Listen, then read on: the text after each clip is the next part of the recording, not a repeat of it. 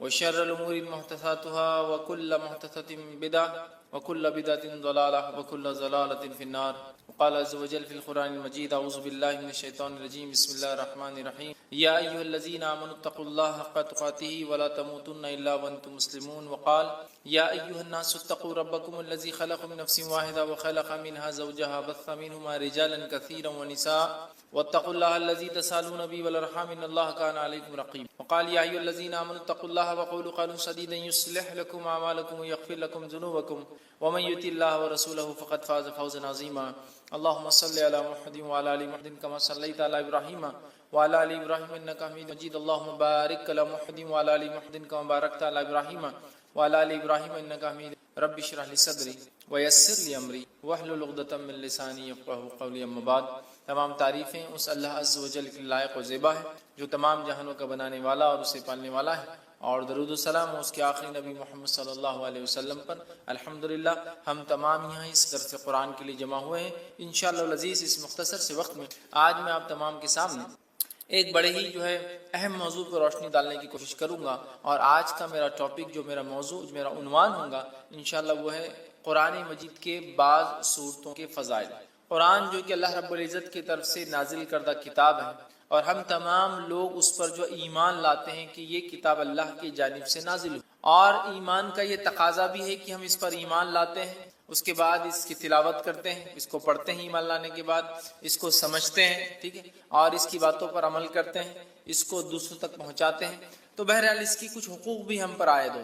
لیکن قرآن کے تعلق سے یاد رکھیے، بہت ساری بار یہ بات دیکھی گئی ہے کہ لوگ قرآن کے تعلق سے، اس کے فضائل کے تعلق سے بہت ساری باتیں کہتے ہیں، لیکن بہت ساری مرتبہ وہ باتیں قرآن کے فضائل، فوائد، فائدوں، بینیفٹس کے تعلق سے بولتے ہیں جو سنت سے ثابت ہی نہیں ہے. مطلب قرآن کے اگر فضائل، اس کے فائدے اٹھانا ہے، یا تو قرآن بتائے کہ اس کے کیسے فائدے اٹھائے جائیں گے، یا تو سنت نبوی میں، مطلب نبی اکرم صلی اللہ علیہ وسلم حدیث میں بیان کریں کہ قرآن کے یہ فضائل ہیں. لیکن آج ہم دیکھتے ہیں ہمارے پاس قرآن کے تعلق سے اتنی لا علمی ہے، اس پر ایمان لانے کے بعد جو اس کے حقوق ہیں کہ اس کو پڑھا جائے، اس کو سمجھا جائے، اس پہ عمل کیا جائے، اس کو دوسروں تک پہنچایا جائے، یہ تمام چیزوں سے ہماری زندگی اللہ رحم کرے خالی نظر آتی ہے. مطلب ایمان لانے کی جہاں تک بات ہے، بلیف کی جہاں تک بات ہے، تو ہم دعویٰ کرتے ہیں قرآن پہ ہم ایمان لائیں، لیکن باقی حقوق ترک کر دیتے. اسی طرح قرآن کے فضائل بھی ہے، ظاہر سی بات ہے. یہ کتاب بہت سارے فائدے اپنے ساتھ لاتی ہے. اس کی تلاوت کے کئی فائدے ہیں، اتنے سارے کی جو بتائے گئے وہ بھی ہوتے ہیں، جو نہیں بتائے گئے وہ بھی ہمیں انشاءاللہ ملتے ہیں. کچھ دنیا میں ملیں گے، کچھ آخرت میں ملیں گے. لیکن قرآن کے تعلق سے کچھ فضائل گھڑ دیے گئے ہیں، لوگوں نے بنا دیے، لوگوں نے بتا دیے، عجیب و غریب فضائل مختلف صورتوں کے تعلق سے. اور ایسے بھی کچھ فضائل ہیں جو ثابت ہی نہیں. چلیے کچھ ثابت ہے اور اس کو بڑھا دیا لوگوں نے. مطلب ایک چیز ثابت ہے کہ قرآن کی یہ صورت کی یہ فضائل ہے، اب لوگ بڑھا چڑھا کر بتا رہے ہیں، تو یہ تو سمجھ میں آ رہا ہے کہ کچھ تو ہے، لیکن اس میں لوگوں نے اضافہ کر دیا، ایڈ کر دیا.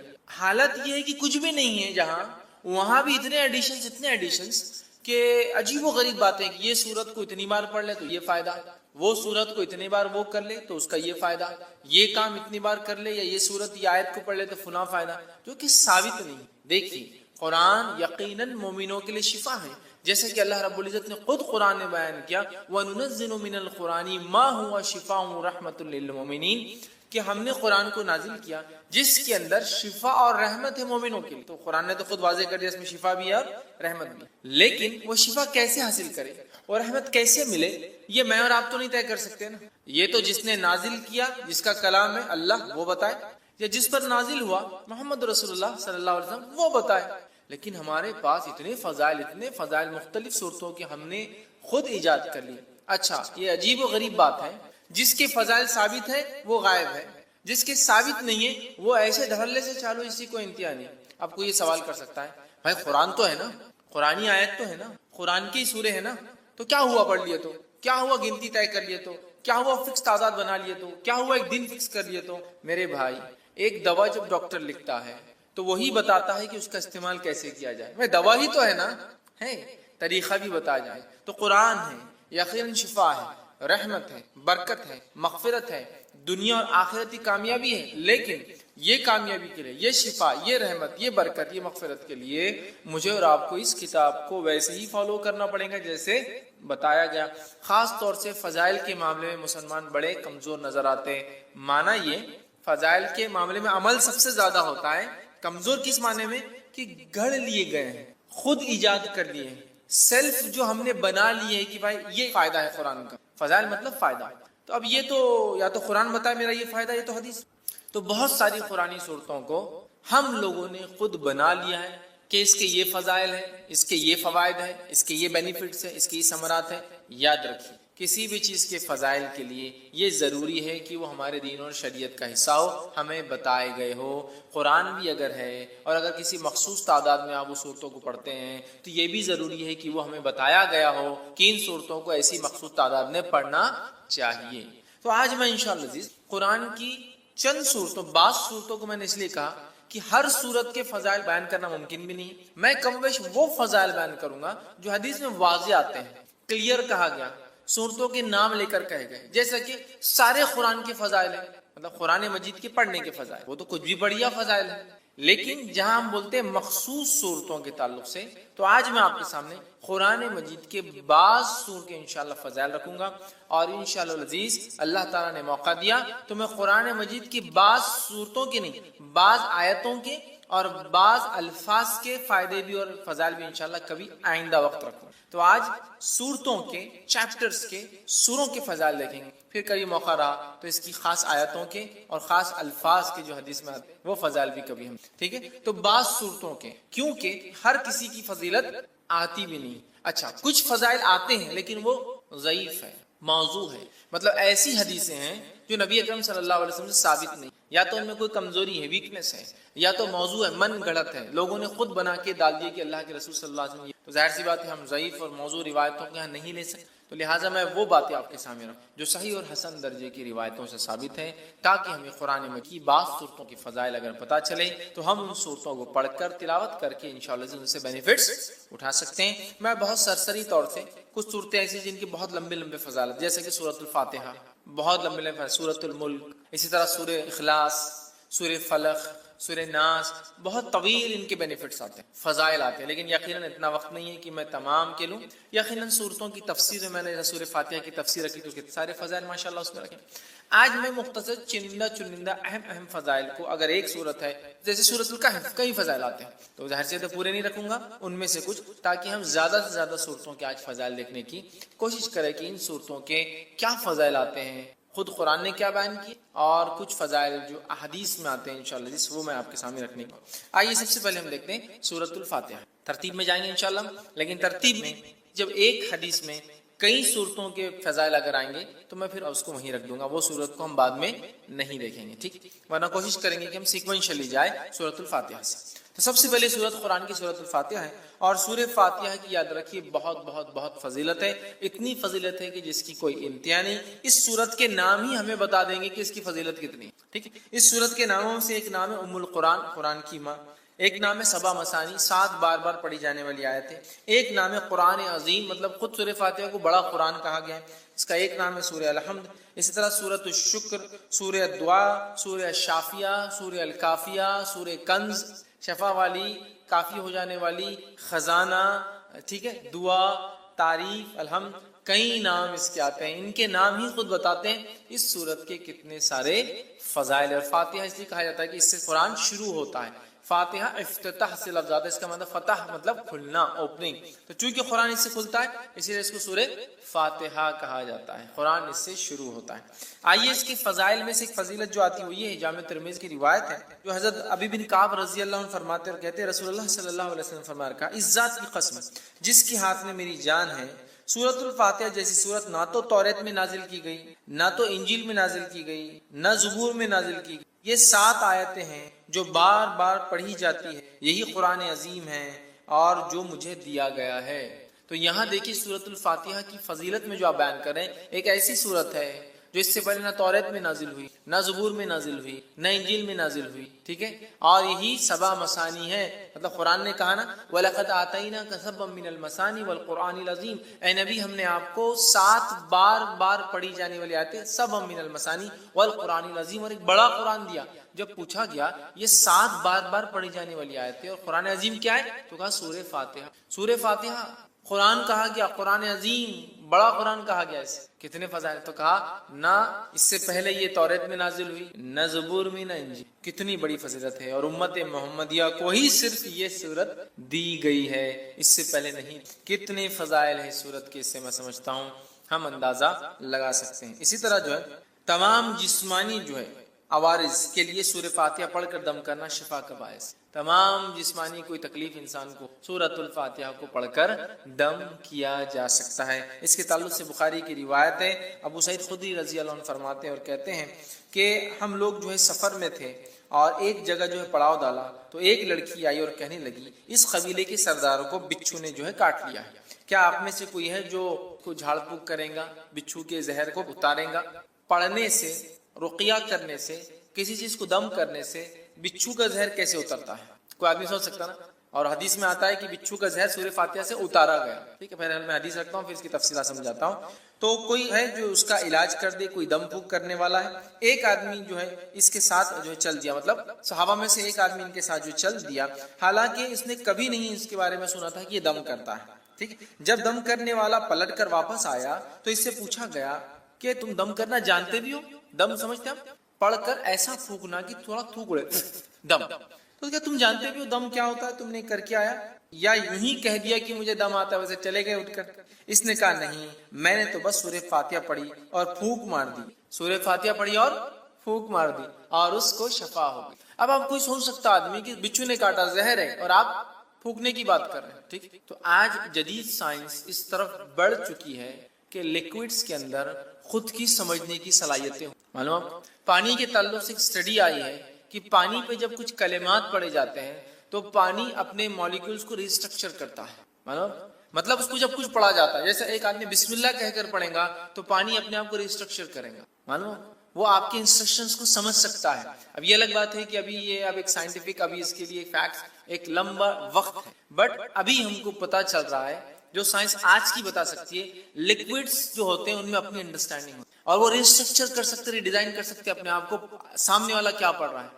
اگر اسی بات کو ہم ذہن میں رکھیں، جو آج ایک ابتدا ہے اس فیلڈ کی، ہو سکتا ہے آگے بہت ساری باتیں ہمارے سامنے آئے، یہ ابتدا ہے، تو ہمیں پتا چلتا ہے زہر بھی قسم کا لکوڈ ہے جو اندر جا رہا ہے۔ جب اللہ کے کلام پڑھ کے انسٹرکشنز مل رہے ہیں تو وہ ایکٹ کرتا ہے، اس پہ ریئیکٹ کرتا ہے، ریسٹرکچر کر سکتا ہے اپنے آپ کو، جو زہر ہے وہ شفا میں بھی تبدیل ہو سکتا ہے۔ واللہ عالم، یہ تو ابھی ابتدا ہے، آگے آگے دیکھیے جو ہے سائنس دنیا کیا کیا ثابت کرتی ہے جو اسلام نے پہلے ہی بتا دیا ہے نا۔ آج بہت ساری تھراپی جس میں صرف پھونکا جاتا ہے اور سہلایا جاتا ہے، دیکھا آپ نے، مساج خالی پھونکتے ہیں اور ایسا ایسا ہوتا ہے، ملتے ہیں، صرف مساج نہیں، سر پہ ہاتھ پھیریں گے، باڈی پہ ہاتھ پھیریں گے اور بولتے ہیں اس سے علاج ہو۔ مطلب جرمنی میں ایک سائنٹسٹ ہے، وہ پاگلوں کا یا لوگوں کا علاج کرتا ہے جن کو مرگی وغیرہ کی بیماری، ایپیلیپسی وغیرہ ہوتی ہے، اور وہ ان کو، حالانکہ نان مسلم ہے، کرسچن ہے، تجوید کے ساتھ قرآن پڑھاتا ہے اور اس کی تجزیے کے مطابق، اس کے ایکسپیریمنٹس کے مطابق وہ کہتا ہے اللہ لفظ کو جو تجوید کے ساتھ پراپرلی برابر ادا کیا جائے ایسا آدمی پاگل نہیں ہوتا۔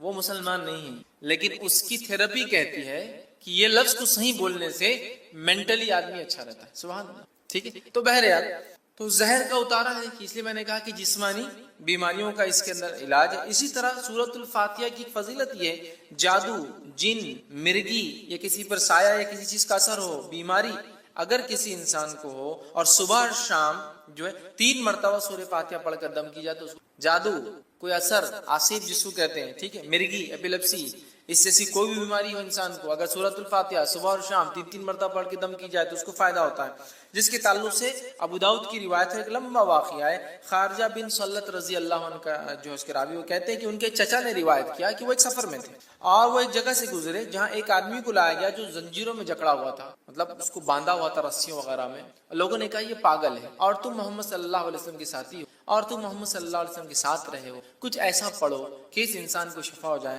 صحابہ اس کو صبح اور شام 3 مرتبہ سورہ فاتحہ پڑھتے اور اس پر دم کرتے تھک تھکی لگا کرتے، اور وہ کہتے تھوڑے دن یہ کیا اور اس کے بعد وہ آدمی ایسا فریش ہو گیا جیسے کہ غلام تھا، آزاد کر دیا، ایک دم اچھا ہوگا، شفایاب ہو گیا، ٹھیک ہے۔ اور جو ہے روایت بہرحال لمبی اور بھی بہت ساری باتیں اس میں، جو فضائل تھے وہ یہ تھے کہ اس کے پڑھنے سے ذہنی بیماری، پاگل پن، مرگی، جن، سایہ، جو بھی بہرحال بولتے لوگ، نظر بد، سب کا علاج الحمدللہ اس صورت کے، ٹھیک ہے۔ آئیے دوسرے سورۃ البقرہ۔ سورۃ البقرہ کی کیا فضیلت ہے، اس کے تعلق سے میں سمجھتا ہوں بہت زیادہ بتانے کی ضرورت نہیں، یہ بڑی مشہور و معروف سورت ہے، قرآن کی سب سے بڑی سورت ہے۔ حدیث کے اندر اس کی فضیلت میں جو آتا ہے، جامع ترمذی کی روایت ہے، نبی اکرم صلی اللہ علیہ وسلم فرمایا کہ جس گھر میں سورۃ البقرہ تلاوت ہوتی ہے اس گھر میں شیطان داخل نہیں ہوتا ہے۔ میں یقیناً حدیث کے کمپلیٹ ورڈنگز نہیں رکھوں گا چونکہ ہمیں کافی صورتوں کی فضیلت دیکھنا ہے، بس سرسری طور سے بیان کرتا جاؤں گا، کوئی دیکھنا چاہے تو تفصیلات دیکھ۔ تو جامع ترمذی کی روایت ہے، نبی اکرم صلی اللہ علیہ وسلم فرمایا اور کہا کہ جس گھر میں سورۃ البقرہ پڑھی جاتی ہے اس گھر میں شیطان داخل نہیں ہوتا ہے، یاد رکھیے۔ اسی طرح سورۃ البقرہ کے تعلق سے صحیح مسلم کی روایت میں جو فضائل آتے ہیں وہ کیا سنیے۔ سورۃ البقرہ کی تلاوت اور سماعت جادو کا بہتر علاج ہے، تلاوت اور سننا جادو کا علاج ہے۔ دوسرا، کوئی جادوگر سورۃ البقرہ پہ غالب نہیں آ سکتا۔ تیسرا فائدہ اسے پتہ چلا ہے اس کی تلاوت کرنے سے گھر میں خیر و برکت آتی ہے۔ چوتھی فضیلت معلوم ہوتی ہے اس کی تلاوت ترک کرنے سے گھر کی خیر و برکت سے انسان محروم ہو جاتا ہے، ٹھیک ہے۔ پانچواں فائدہ آتا ہے قیامت کے روز سورہ بقرہ اپنے پڑھنے والوں کے لیے مغفرت کے لیے جھگڑا کرے گا۔ پانچ فضائل آتے ہیں کی روایت میں، ٹھیک ہے۔ اور ابو امامہ باہلی رضی اللہ عنہ اس حدیث کے راوی ہے۔ حدیث کے اندر جو آتا ہے وہ یہ ہے قرآن پڑھا کرو، وہ قیامت کے روز اپنے پڑھنے والوں کی سفارش کرے گا، خصوصاً دو روشن صورتیں تلاوت کرو، سورۃ البقرہ، سورہ آل عمران، ٹھیک ہے۔ قیامت کے روز یہ اس طرح قطار میں آئیں گی جیسے بادل آتے ہوں، یا دو سائبان، مطلب دو سائبان ہے یا پھر بادلوں کے جیسے ہی سایہ لے کر آئیں گے، ٹھیک ہے، یا جیسے قطار میں اڑنے والے پرندوں کی طرح یہ جو ہے آئیں گے اور اپنے پڑھنے والے کی طرف جھگڑا کریں گے۔ سورہ بقرہ اور سورہ آل عمران کی اللہ ان کی مغفرت کرو، ان کو معاف کر دو، تو جھگڑا کریں گے تو انہیں پڑھا کرو، ٹھیک ہے۔ ان کا پڑھنا باعث برکت ہے، برکت ہے، اور اس کا چھوڑنا باعث حسرت ہے، خیر و برکت چھین جاتی ہے، اور جادوگر اس کا مقابلہ نہیں۔ پانچ فضیلت پورے قرآن کی بھی ہے۔ سورہ بقرہ اور سورہ آل عمران کا خاص نام لیا گیا، 2 نمبر اور 3 نمبر کا سورہ ہے قرآن، ٹھیک ہے۔ اسی طرح شیطان گھر میں داخل نہیں ہوتا ہے، جادو کا اثر ختم ہو جاتا ہے۔ اب اگر جادو ہو گیا ہے یا شیطان اندر آ گیا ہے تو بھاگ بھی جاتا ہے اس کے پڑھنے سے، مطلب ایک تو اندر نہیں آنے دینا، ایک تو جادو ہوگا تو علاج کرنا، اور ایک آگے تو ہکالنا، تینوں کام ہو سکتے ہیں سورہ بقرہ سے۔ سنیے حدیث کے اندر روایت ہے، حاکم کی روایت ہے، نبی اکرم صلی اللہ علیہ وسلم نے فرمایا اور کہا ہر چیز کی ایک چوٹی ہوتی ہے، قرآن مجید کی چوٹی اور فضیلت اور عظمت کے اعتبار سے سورۃ البقرہ اس کی چوٹی ہے، پیک ہے، اس کی پینیکل ہے اس کا، ٹھیک ہے۔ جس گھر میں سورہ بقرہ پڑھی جاتی ہے شیطان سنتے ہی اس گھر سے بھاگ جاتا ہے، جس گھر میں سورۃ البقرہ پڑھی جاتی ہے شیطان سنتے ہی بھاگ جاتا ہے، ایول برائی جتنی بھی ہے شیطان لاتا ہے نا، گھر سے بھاگ جاتی ہے۔ آئیے تیسرا سورہ، سورہ آل عمران۔ سورہ آل عمران کے تعلق سے آتا ہے قیامت کے روز، جو ہم نے پیچھے جو روایت دیکھی اس روایت میں تفصیلات آ چکی تھی صحیح مسلم کی روایت کے اندر، جہاں نبی اکرم صلی اللہ علیہ وسلم فرمایا دو قطار، یا تو پرندوں کی، یا تو دو سائبان، درخت جو بڑے سائیدار ہوتے، یا تو بادلوں کے جیسی دو صورتیں آئیں گی اور اپنے پڑھنے والے کی سفارش بلکہ جھگڑا کریں گے، نور ثابت ہوں ان کے لیے۔ اور روز قیامت جب کوئی سایہ نہ ہوگا تو 7 تو عرش میں، اس کے علاوہ جن کو سایہ ملے گا ان میں سورۃ البقرہ اور سورہ آل عمران پڑھنے والے بھی، اور یہ دو نور جیسے ثابت ہوں گے، ٹھیک ہے۔ تو سورہ آل عمران بھی اس میں شامل ہے، یہ نور جیسی ثابت ہوں، سایہ دار درخت جیسی ثابت، یہ اس کے بڑے فضائل یاد رکھیں سورۃ آل عمران کے، اور یہ لڑیں گی، یاد رکھیں لڑیں گی۔ آئیے حدیث کے الفاظ سن لیجیے، نبی اکرم صلی اللہ علیہ وسلم کو، یہ مسلم کی روایت ہے، کو فرماتے ہوئے سنا ہے کہ قیامت کے روز قرآن مجید لایا جائے گا، اور جو لوگ قرآن پر عمل کرتے تھے وہ بھی لائے جائیں گے۔ سورہ بقرہ اور سورہ آل عمران آگے ہوں گے۔ اس کے بعد نبی اکرم صلی اللہ علیہ وسلم نے ان دونوں صورتوں کی 3 مثالیں دی جنہیں میں آج تک نہیں بھولا، راوی کہتے ہیں اور وہ فرماتے ہیں وہ دونوں صورتیں بادل کے 2 ٹکڑوں کی طرح ہوں گی، مطلب سایہ دیں گی، 2 کالے رنگ کی جو ہے چھتریاں ہوں گی جن میں روشنی چمک رہی ہے، بادل جیسی ہوں گی، 2 چھتریاں ہوں گی ان میں روشنی بھی چمک رہی ہوں گی، ٹھیک ہے، اور 2 قطاریں پرندوں کی ہوں گی اور وہ اپنے صاحب کی طرف جو ہے جھگڑے، 2 قطاریں پرندوں کی طرح ہوں گی اور وہ اس کو پڑھنے والوں کی جھگڑا کرے۔ تو یہ 2 صورتیں بڑی اہم ہیں، سورہ بقرہ اور سورہ آل عمران۔ سورہ فاتحہ کی فضیلت ماشاءاللہ ہم دیکھ چکے ہیں، چوتھی جو ہم دیکھیں گے صورت وہ ہے سورہ ہود. اب بیچ بیچ میں بہت ساری صورتیں ہم چھوڑ رہے چونکہ بہت ساروں کی فضائل ثابت نہیں ہو, ٹھیک ہے, اس لیے ہم چھوڑتے چلیں گے. اس لیے بعض میں نے کہا جو بہت اہم ہے, اور بہت ساروں کے تعلق سے میں نے جیسا کہا کہ بہت ساری ضعیف روایتیں آتی ہیں تو میں وہ نہیں رکھوں. سورہ ہود کو ہم دیکھتے ہیں. سورہ ہود کی یاد رکھی بڑی فضیلت ہے, اور سورہ ہود کے تعلق سے جامع ترمذی کی روایت ہے. جو باتیں ہمیں پتہ چلتی وہ یہ ہے کہ سورۃ الہود سورہ نمبر 11, سورہ واقعہ سورہ نمبر 56 56, سورہ مرسلات سورہ نمبر 77 77, سورہ نبا سورہ نمبر 78 78, سورہ تکویر سورہ نمبر 81 81 جو ہے, ان صورتوں کی ایک ہی حدیث میں ایک ساتھ فضائل آتے ہیں. 5 صورتوں کی کیا فضائل ہے؟ عبداللہ ابن عباس رضی اللہ عنہ اس کے راوی وہ کہتے ہیں ابوبکر صدیق رضی اللہ عنہ نے عرض کیا یا رسول اللہ صلی اللہ علیہ وسلم آپ بوڑھے ہو گئے ہیں, مطلب نبی اکرم صلی اللہ علیہ وسلم کے سر میں کچھ بال سفید نظر آنے لگے تھے. حالانکہ انس بن مالک رضی اللہ عنہ کہتے ہیں آپ کے بہت کم بال تھے اور آپ تیل لگانے سے چھپ جایا کرتے. تو اللہ کے رسول صلی اللہ علیہ وسلم ابوبکر سے نے پوچھا رضی اللہ عنہ کیا بات, بہت سارے بال آپ کے سفید نظر آئے.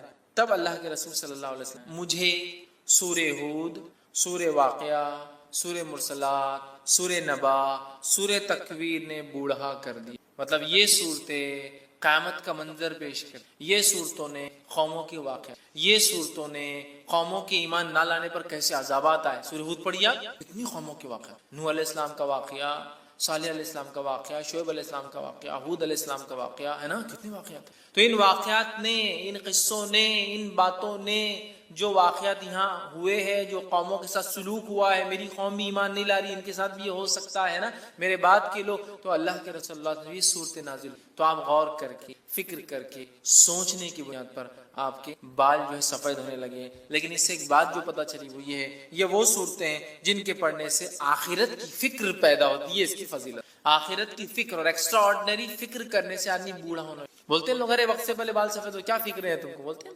آخرت, اور آخرت بڑی اہم چیز ہے, یاد رکھ. تو 5 صورتیں اس میں. اسی طرح جو ہے سورہ بنی اسرائیل دیکھیں گے, سورہ نمبر 17. سورہ بنی اسرائیل کے تعلق سے یاد رکھیے یہ بڑی اہم صورت ہے, اور نبی اکرم صلی اللہ علیہ وسلم کے تعلق سے جامع ترمذی کی روایت ہے. یوں آتا ہے, عائشہ رضی اللہ عنہا فرماتی ہے نبی اکرم صلی اللہ علیہ وسلم اس وقت تک نہیں سوتے تھے جب تک سورہ بنی اسرائیل اور سورہ الزمر, سورہ الزمر, سورہ بنی اسرائیل سورہ نمبر 17, سورہ الزمر سورہ نمبر 39 39, سورہ الزمر کی تلاوت نہیں کر لیتے تھے. نبی اکرم صلی اللہ علیہ وسلم نہیں سوتے جب تک کہ 2 صورتوں کی تلاوت نہ کرتے, سورہ بنی اسرائیل, ٹھیک ہے, یا سورہ اسراء سورہ نمبر 17, اور دوسرا آپ فرماتی اور کہتے سورہ الزمر, سورہ زمر سورہ نمبر 39 39 نمبر. یہ 2 کی جب تک تلاوت نہ کرتے جب تک آپ سوتے نہیں. ٹھیک, اس سے پتہ چلا نبی اکرم صلی اللہ علیہ وسلم جس صورت کی تلاوت کر کے سو رہے ہیں یقیناً وہ صورت بڑی اہمیت کی بڑی بڑی حامل ہے. ٹھیک ہے, تو یہ 2 صورتوں کے تعلق سے آتا ہے کہ آپ سونے سے پہلے اس کو تلاوت کیا کریں. آئیے آگے بڑھتے ہیں. سورہ نمبر 18 سورہ کہف دیکھتے ہیں. سورہ کہف بڑی مشہور اور معروف صورت ہے. صرف اگر اتنا کہہ دوں کہ نبی اکرم صلی اللہ علیہ وسلم نے تاکید کی کہ جمعہ کو پڑھا کرو ایوری فرائیڈے, تو میں سمجھتا ہوں اتنا ہی ہمارے لیے کافی. بٹ اس کے کئی فضائل آتے ہیں الحمدللہ. سورہ نمبر 18 سورہ کہف کی جو فضیلت آتی ہے وہ یہ ہے جو شخص اس کی ابتدائی 10 آیتوں کو حفظ کر لیں گا اور تلاوت کریں گا دجال کے فتنے سے محفوظ, دجال کے فتنے سے محفوظ. اور سورۃ الکہف کی ابتدا میں نوجوانوں کا واقعہ آتا ہے جو اپنے وقت کے بادشاہ کی فتنے سے محفوظ رہے جس نے اپنے آپ کو معبود رب گاڈ ڈکلیئر. پورا واقعہ نا اصحاب کہف, the people of the cave, غار والے ہے نا, پورا واقعہ اسی سے لفظ سورت کا نام بھی کہف. سورہ نمبر 18 جو اس کی 10 آیتوں کا حفظ کر لیں گا اور اس کی تلاوت کریں گا فتنہ دجال سے بچ جائیں گا. اور آپ کو پتا ہے فتنہ دجال کیا ہے؟ فتنہ دجال وہ فتنہ ہے جس کے تعلق حدیث میں آتا ہے کہ آدم علیہ الصلوۃ والسلام اور نوح علیہ الصلوۃ والسلام نے اپنی قوم کو اس سے ڈرایا, حالانکہ ان کے زمانے میں آنے والا نہیں تھا, آخری نبی کے آئے تک نہیں آنے والا تھا, ہے نا, اور آخری نبی کے دور میں بھی نہیں آنے والا تھا, ان کے امتیوں میں آنے والا تھا, اور وہ بھی ہر امتی پہ نہیں آنے والا تھا, جو زمانے کے آخر وقت میں رہیں گے, جو ایمان کے اعتبار سے بڑے کمزور ہوں گے, تو ان میں جو مضبوط ہوں گے وہ بچ جائیں گے. ٹیسٹ ہوں گا ایک طرح سے. تو فتنہ دجال کا فتنہ وہ فتنہ ہے کہ آدم علیہ السلام, نوح علیہ السلام نے, اور حدیث میں آتا ہر نبی نے اپنی قوم کو اس سے ڈرایا ہے. اور جب اللہ کے رسول صلی اللہ علیہ وسلم علامت قیامت بیان کی نا, حدیث میں آتا راوی کہتے ہیں فجر کی نماز کے بعد نبی اکرم صلی اللہ علیہ وسلم نے کہا کہ میں تم سے نہ کہتا تھا دجال کے بارے میں, تمیمہ داری جو کرسچن تھے, عیسائی تھے, وہ آج میرے پاس پہنچے 1 مہینے کے سفر کے بعد, اور انہوں نے مجھ سے ایک واقعہ بیان کیا, وہ ایمان بھی لائے ہیں اس چیز کو دیکھنے کے بعد, اسلام قبول کر لیا ہے, اور انہوں نے دجال سے ملاقات کی ہے. میں نہ کہتا تھا تم سے اور اس کے بعد نبی اکرم صلی اللہ علیہ وسلم سناتے گئے. راوی کہتے ظہر کا وقت آ گیا, ہم نے ظہر کی نماز پڑھی, پھر علامت قیامت اب بتاتے گئے. عصر کا وقت آ گیا, ہم نے عصر کی نماز پڑھی, پھر علامت قیامت بتاتے گئے. اور صحابہ کہتے ہیں جب پوری علامتیں آپ نے دن بھر میں بتا دی تو ہم اتنے خوف زدہ ہو گئے کہ کسی جھاڑی کے پاس سے جاتے ڈر لگنا, کسی جھاڑ کے پاس سے ڈر لگتا کہ دجال نکل کے آنا جائے, اتنا ڈر, دجال اتنی خطرناک. اور اس سے سیفٹی کے لیے صرف 10 آیتیں یاد کرنا ہے, 10 جملے, 10 سینٹنسز یاد کر لو, محفوظ. اب آپ بولیں گے 10 جملوں سے کیسا محفوظ ہو سکتا ہے انسان؟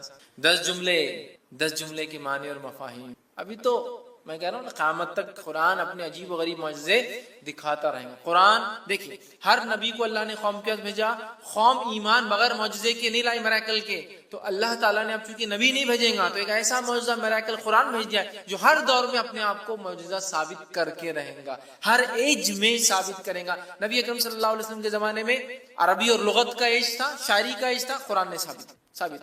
اس کے بعد کے زمانوں میں فلسفوں کو لوگوں نے آگے کیا, قرآن نے ثابت کیا. آج سائنس اور ٹیکنالوجی قرآن ثابت کر, کل کوئی اور دور ہوگا, قرآن وہاں بھی اپنے آپ. تو اس کی 10 آیتیں سورۃ الکہف کی, صحیح مسلم کی روایت ہے. ابو درداء رضی اللہ عنہ فرماتے ہوئے کہتے ہیں رسول اکرم صلی اللہ علیہ وسلم فرمایا, جس نے سورہ کہف کی پہلی 10 آیتیں یاد کر لی وہ فتنہ دجال سے محفوظ کر لیا گیا. یاد کرو, سمجھو اس کو, اس کے معنی مفہوم پہ غور کرو, دجال سے انشاءاللہ ہم بچ جائیں. اسی طرح جو ہے سورہ کہف کی آخری 10 آیت تلاوت کرنے والا فتنہ دجال سے محفوظ. پہلی 10 آیتیں یاد کرنے والا, آخری 10 آیتیں تلاوت کرنے والا محفوظ رہے گا. یاد بھی کر لے, یاد کرنا ہے تو مسئلہ نہیں.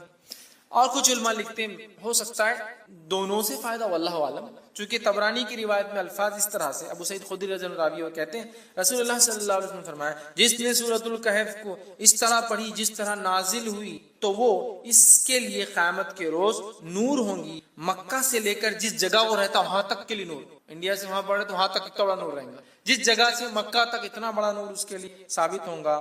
اور جس نے سورہ کہف کی آخری 10 آیتیں پڑھی فتنہ دجال سے, اس سے کوئی نقصان نہیں پہنچے گا. تو 10 آیتیں یاد کر لی تو بھی بچ گیا, آخری 10 آیتیں پڑھ لی تو ٹھیک ہے. اور میں بھی ہو سکتا دونوں بھی اس کا معنی ہو کہ پہلی بھی پڑھ لے, 10 بعد کی بھی پڑھ لے, انشاءاللہ انسان محفوظ. اسی طرح جمعہ کی روز سورہ کہف کی تلاوت کرنے والے کے لیے 2 جمعوں کے درمیان ایک روشن نور ہوتا ہے. 2 جمعے کے درمیان روشن نور ہوتا ہے, یہ حاکم اور بیہقی کی روایت ہے. اسی طرح جو ہے سورہ کہف کے بعد سورہ فتح یہ قرآن کی 48 نمبر کی سورت, 48, ٹھیک ہے. سورہ فتح کے تعلق سے جو ہے آپ صلی اللہ علیہ وسلم فرمایا اور کہا کہ دنیا و ما فیہا کی ہر نعمت سے زیادہ یہ سورت, دنیا اور اس میں جو کچھ ہے اس سے زیادہ مجھے یہ سورت محبوب ہے, پسندیدہ ہے, میں اس کو چاہتا ہوں. کیوں؟ بخاری کی روایت ہے, ہم جانتے ہیں سورہ فتح نازل ہوئی تھی, اس کی ابتدا جب حدیبیہ 6 ہجری کا واقعہ ہے, عمرے کے لیے صحابہ اور اللہ کے رسول صلی اللہ علیہ وسلم گئے, مشرکین نے آنے نہیں دیا, ایک ٹریٹی سائن ہوئی, ایک پیکٹ سائن ہوا, صلح سائن ہوئی, دستخط ہوئی, جس کو صلح حدیبیہ کہتے ہیں. اور صحابہ پریشان تھے, دل میں تھوڑے سے ملال کر رہے تھے کہ ہم جنگ لڑتے ان سے, ہم دیتے اللہ کے رسول صلی اللہ علیہ وسلم, لیکن امن کو پسند کیا جنگ کے مقابلے میں. تو اللہ رب العزت نے جب یہ ہو گیا تو اللہ نے فرمایا انا فتحنا لک, اے نبی ہم نے آپ کو کامیابی دی, کھلی. صحابہ وہ خوش ہو گئے کہ ہم کو تو دنیا بھی لگ رہا تھا, ہم تو معاہدہ کر کے پیچھے رہ گئے, قرآن کہہ رہا ہے فتح مبین ہے. تو آپ سے فرما رہے اس سے زیادہ مجھے سورت پسند نہیں. اس کے تعلق سے ایک طویل لمبا واقعہ ہے. عمر ابن خطاب رضی اللہ عنہ نے اللہ کے رسول صلی اللہ علیہ وسلم ایک مسئلہ پوچھا, بخاری کی روایت. یہ مسئلہ کب پوچھا؟ جب آپ نبی اکرم صلی اللہ علیہ وسلم تھوڑی سی پہلے بحث کر چکے. واقعہ معلوم ہے نا, حضرت عمر رضی اللہ عنہ آئے, اللہ کے رسول صلی اللہ علیہ وسلم نے کہا کہ اللہ کے رسول صلی اللہ علیہ وسلم کے ہم حق پر نہیں ہیں. آپ نے کہا تو ہم لڑتے کیوں نہیں, کیوں صلح ہو رہی ہے؟ آپ نے خاموش. پھر گئے ابوبکر صدیق رضی اللہ عنہ کے پاس, کا مسئلہ کیا ہے؟ ہم حق پر نہیں ہے تو کہا ہے, پھر لڑتے کیوں نہیں؟ صدیق خاموش رہے کہ اللہ کے رسول خاموشی اختیار کی نا, مل گیا نا جواب. اب شاید اس کے بعد یہ سوال کریں, روایت میں تفصیلات نہیں آتی, میں سمجھ رہا ہوں اس کی ترتیب. حضرت عمر نے مسئلے کا سوال پوچھا, آپ نے جواب دیا, پھر پوچھا, آپ نے جواب دیا, پھر پوچھا, 3 بار پوچھا, آپ خاموش. اب حضرت عمر رضی اللہ عنہ آگے نکل گئے قافلے میں, اور دل میں سوچ رہے کیوں میں نے 3 بار سوال, اگر اللہ کی ناراض ہو تو اللہ کو قرآن کی آیت ہی اتار دیں گے. اب میں کچھ نہ کچھ مصیبت آتی, مطلب کہیں میرا تذکرہ نہ آ جائے, قرآن اتر جائیں گا اور میرا کنڈیمنیشن یا میرے بارے میں کچھ نہ کچھ آ جائے گا, اور یہ ٹھیک نہیں ہے. بہت پریشان, بہت دل میں پریشان ہونے لگے, اور آگے چلے گئے. 3 بار پوچھنا, 1 بار پوچھا ٹھیک تھا نا, کیوں میں نے سیکنڈ اور تھرڈ ٹائم پوچھ لیا؟ اننیسیسری تھا, نہیں بولنا چاہیے تھا, نہیں پوچھنا چاہیے تھا. آپ سب پتہ نہیں کیا کیفیت میں تھے, کیا حالت تھی, اب میرے پہ خواہ ہوتا جائے. اب اتنی دیر میں اللہ کے رسول صلی اللہ علیہ وسلم نے کہا عمر کا ہے. ابھی تو آگے چلے گئے. ایک صحابی کا دیکھو جا کے عمر, وہ آگے گئے اور چلائے عمر تمہیں اللہ کے رسول صلی اللہ علیہ وسلم بلا رہے. حضرت عمر گھبرا گئے, کہا اب کچھ تو بھی ہو گیا, کوئی آیت اتر گئی میرے خلاف، چونکہ میں نے انیسری ڈسٹرب کر، نبی نے ایک بار جواب نہیں دیا، خاموش رہ جانا تھا، دوسری بار پھر خاموش رہ جانا تھا، دن مار کر وہ گئے۔ تب نبی اکرم صلی اللہ علیہ وسلم نے پوچھا، جبکہ وہ ڈرتے ہوئے جا رہے تھے کہ میرے بارے میں کچھ نہ اتر گیا ہو، آپ نے فرمایا میرے لیے کوئی قرآن تو نہیں نازل ہو گیا؟ تو آپ نے فرمایا آج رات مجھ پر ایک سورت نازل کی جو مجھے ہر اس چیز سے محبوب ہے جس پر سورج طلوع ہوتا ہے، مطلب سورج جس پر نکلتا ہے، اِنَّا فَتَحْنَا لَكَ فَتْحًا مُبِينًا، اسے بخاری نے بات کیا، مطلب سورہ فتح نے کہا یہ سورت مجھے سب سے زیادہ محبوب، چونکہ ظاہری اعتبار سے ناکامی نظر آ رہی تھی لیکن اللہ ہی جانتا تھا یہ بڑی کامیابی۔ کیسا؟ صلح حدیبیہ کے بعد اسلام جو ہے پورے عالم میں پھیلنا شروع، اور آنے والے 3 سے 4 سالوں میں کئی ممالک مسلمان ہوں گے، اسلام ہو، کیونکہ اب امن سائن ہو گیا، اب خطوط جانے لگے اور مبلغین جانے لگے، اور بہت سارے لوگ سمجھ گئے کہ قریش نے معاہدہ کرا مطلب جھک گئے ہے نا۔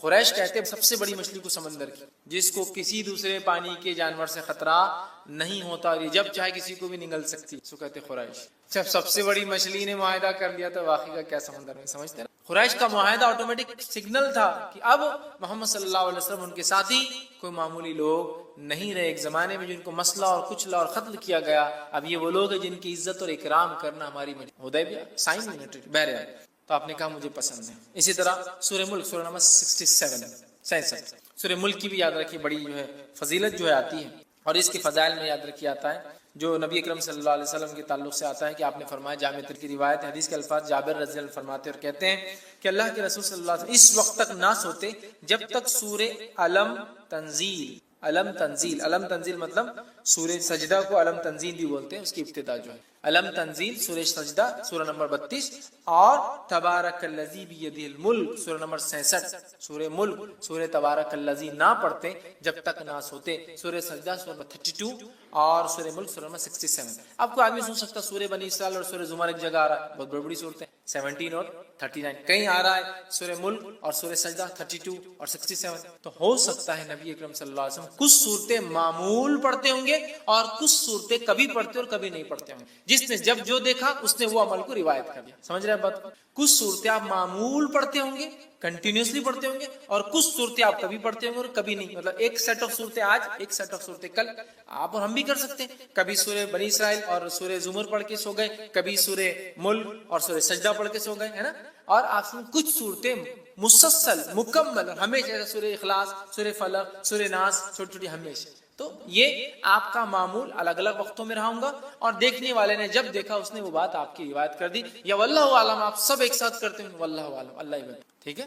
تو بہرحال اس میں آتا ہے کہ آپ 2 صورتیں، مطلب الف لام میم تنزیل، مطلب یہ سورہ سجدہ اور اس کے بعد تبارک الذی الملک سورہ نمبر 67 پڑھتے ہیں۔ سورہ ملک کو آپ صلی اللہ علیہ وسلم فرماتے اور کہتے ہیں، حاکم کی روایت ہے، عبداللہ ابن مسعود رضی اللہ عنہ اس کے راوی کہتے ہیں سورہ ملک تبارک الذی بیدہ الملک عذاب قبر سے رکاوٹ ہے، آپ سے روز پڑھتے اور یہ عذاب قبر سے رکاوٹ ہے، آڑ ہے، ڈیفنس ہے میرا اور آپ کا، یاد رکھیں۔ اسی طرح جو ہے سورہ ملک قیامت کے روز اپنے پڑھنے والوں کے لیے سفارش کریں گی، یہ ابن ماجہ کی روایت، سورہ ملک سفارش کریں گی، یاد رکھیے، حتیٰ کہ وہ جھگڑا کریں گی اور اس پڑھنے والے کو بخشا کر لے جائیں گے، خبر میں بھی بینیفٹ، آخرت میں بینیفٹ، سورہ ملک تبارک الذی الملک، ٹھیک، وہو علی کل شیء، یہ آپ پڑھیں گے اس کی۔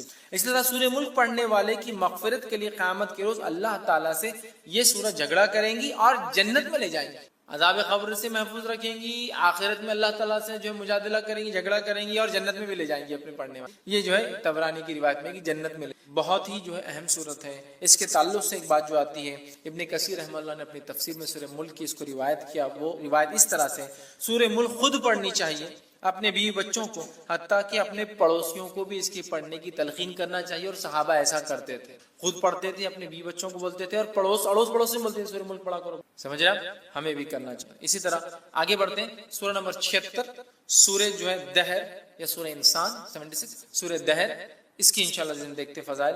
روایت صحیح مسلم کی ہے، رسول اکرم صلی اللہ علیہ وسلم جمعہ کے روز فجر کی نماز میں سورہ سجدہ اور سورہ دہر کی تلاوت کرتے ہیں، سورہ دہر سورہ نمبر 76 اور سورہ سجدہ سورہ نمبر 32 کی آپ صلی اللہ علیہ وسلم فجر کی نماز میں تلاوت کرتے تھے، ٹھیک ہے، اور جمعہ کے روز جمعہ کے دن جب آپ فجر پڑھاتے تو ان 2 صورتوں کی اس میں جو ہے آپ صلی اللہ علیہ وسلم تلاوت کیا کرتے تھے. اسی طرح سے مسلم کی ہی روایت میں الفاظ اس طرح سے آتے ہیں. عبداللہ ابن عباس رضی اللہ عنہ اس کے راوی فرماتے ہیں رسول اللہ صلی اللہ علیہ وسلم جمعہ کے روز نماز فجر کی پہلی رکعت میں سورہ سجدہ، دوسری رکعت میں سورہ دہر کی تلاوت فرماتے ہیں، اور اسی طرح جمعہ کی نماز میں سورہ جمعہ اور سورہ منافقون کی تلاوت. جمعہ کی فجر میں یہ 2 اور جمعہ کی نماز میں، مطلب جمعہ کی جو نماز ہوتی ہے اس میں خاص نماز میں آپ سورہ جمعہ سورہ نمبر 62 62 اور سورہ منافقون سورہ نمبر 63 63 آپ پڑھا کرتے. تو ظاہر سی بات ہے اللہ کے رسول صلی اللہ علیہ وسلم کی سلیکشن بہت امپورٹنٹ، کچھ نہ کچھ مقصد ہے اس کی، تو یہ اس کی فضیلت ثابت. اسی طرح نبی اکرم صلی اللہ علیہ وسلم کے تعلق سے آتا ہے کہ آپ جو ہے مسبحات پڑھے بغیر نہیں سوتے. مسبحات کس کو کہتے ہیں؟ مسبحات یہ 7 قرآن کی صورتیں ہیں جن کی ابتدا اللہ کی حمد و ثنا یا تسبیح سے شروع ہوتی ہے. جیسے فار ایگزامپل مثال کے طور پہ سورہ نمبر 17 سورہ بنی اسرائیل، سبحان الذی اسری بعبدہ، سبحان. مسبحات وہ صورتیں جن کی فرسٹ آیت میں اللہ کی حمد و ثنا اور تسبیح ہے. سمجھ رہا؟ مسبحات اس کو کہتے ہیں. ٹھیک ہے، سبح اسم ربک الاعلی، سورہ اعلیٰ کی پہلی آیت مسبحات کہتے ہیں. تو ایسی 7 صورتیں ہیں جو اللہ کی حمد و ثنا سے ان کی پہلی آیت شروع ہوتی ہے، اس کو کہتے ہیں مسبحات. تو ایک روایت میں آتا ہے جامع ترمذی کی، نبی اکرم صلی اللہ علیہ وسلم، جس کے راوی جو ہے ارباز بن ساریہ رضی اللہ عنہ کہتے ہیں نبی اکرم صلی اللہ علیہ وسلم سونے سے پہلے مسبحات کی تلاوت فرمایا کرتے تھے اور ارشاد فرماتے تھے ان میں ایک آیت ایسی ہے جو 1000 آیت سے بہتر. ایک آیت کون سی ہے؟ مخفی، چھپا ہوا ہے، ہڈن. یہ قرآن کے چھپے ہوئے خزانوں میں سے ایک خزانہ ہے. جیسا حروف مقطعات ہے نا، چھپے ہوئے خزانے قرآن، چھپی ہوئی چیز ہے، ویسا ہے. ایک ہے کوئی جو 1000 کے برابر ہے. مسبحات میں کون کون سے آتا ہے؟ وہ صورتیں جن کی ابتدا اللہ کی حمد سے شروع ہوتی ہے، ایسی 7 ہیں. اور اللہ کی حمد و ثنا پہ ختم ہونے والی صورتیں بھی 7 ہیں، اسٹارٹنگ والی 7 ہیں اور اینڈنگ والی بھی 7 ہے. اسی طرح اللہ کی حمد و ثنا کرنے والی سوروں کی شروعات 7 ہے. اللہ کی حمد و ثنا کی نفی جو لوگ کرتے ہیں، مطلب اس کے خلاف، اس کے رد میں بھی جو صورتیں چالو 7 ہے. ویسے جو 7 سٹارٹ ہوتی ہے جو اللہ کی حمد و ثنا کے خلاف جو کام ہوتا ہے اس کے رد کرتے ہوتی کہ اللہ ایسا نہیں، اللہ ایسا نہیں، انہوں نے ایسا کر دیا. بہرحال تو مسبحات کون کون سی صورتیں؟ سورہ نمبر 17 سورہ بنی اسرائیل، سورہ نمبر 57 سورہ حدید 57، اب اس کی فضیلت بھی یہاں آگے دیکھیے. سورہ حدید 57، سورہ حشر سورہ نمبر 59، ٹھیک ہے 59. اسی طرح جو ہے سورہ صف سورہ نمبر 61، ٹھیک ہے. اسی طرح جو سورہ جمعہ سورہ نمبر 62، سورہ تغابن سورہ نمبر 64، اور اسی طرح سورہ اعلیٰ سورہ نمبر 87. یہ 7 صورتیں جو مسبحات ہیں. آپ صلی اللہ علیہ وسلم یہ 7 پڑھ کر سوئے. 17، 57، 59، 61، 62، 64 اور 87، یہ اتنی صورتیں پڑھ کر نبی اکرم صلی اللہ علیہ وسلم سویا کرتے. آئیے آگے بڑھتے ہیں. اسی طرح سورہ تکویر سورہ نمبر 81 کے تعلق سے ہم دیکھیں. سورہ تکویر کے تعلق سے نبی اکرم صلی اللہ علیہ وسلم فرماتے ہیں، یہ جو ہے جامع ترمذی کی روایت آپ نے فرمایا، جو شخص اپنی آنکھوں سے قیامت کا منظر دیکھنا پسند کرتا ہے وہ سورہ تکویر، جو شخص اپنی آنکھوں سے قیامت کا منظر دیکھنا پسند کرتا ہے وہ سورہ تکویر سورہ نمبر 81 پڑھے.